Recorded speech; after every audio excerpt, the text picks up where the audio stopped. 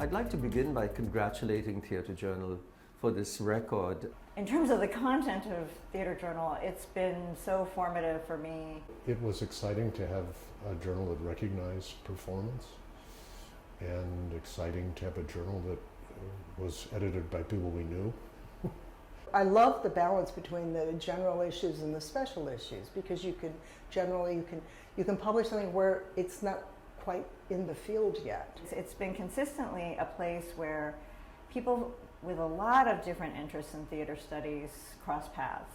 Its iterations ever since have really been, I guess, looking back on it, a way of always engaging with and imagining performance. You know, I really like the way it seems to be committed to publishing across the ranks, and I feel like that's becoming increasingly rare too, to really be able to be on the same platform across the ranks, which I think is really important. You know, I remember when I began editing Theater Survey, I wanted to copy the model from Theater Journal because it was, how do you work with authors, how do you develop the piece? I submitted my first essay to Theatre Journal was because I wanted to insert Latin American theater into the larger field and to have other conversations. And, I had a great time working with Jean Graham Jones. She was my editor.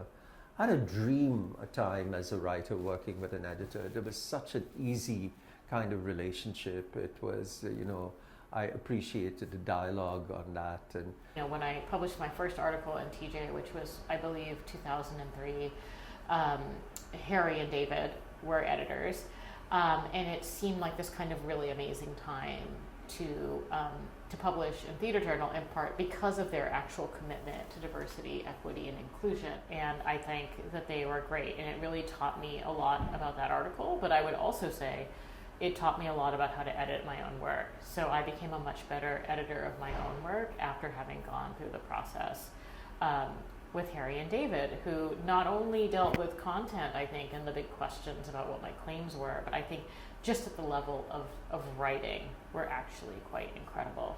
I worked with Harry Elam, you know, for my first article in Theatre Journal, and that was great, you know, because it was just really deep feedback. And this is where I've been very fortunate with the first piece I published in Theatre Journal on lynchings.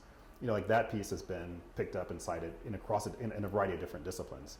And so, you know, my goal of actually bringing a frame of theater and performance to talk about, you know, like everyday events, you know, as a form of performance, you know, reach its goal. You know, so I think that becomes, it justifies, you know, a methodological approach that's anchored in theater and performance studies, but it also shifts the conversation to other fields. So I think that's the goal and the dream, right? All the way through my career, I continued to put, until near the end, I continued to put my first work on a subject in Theatre Journal.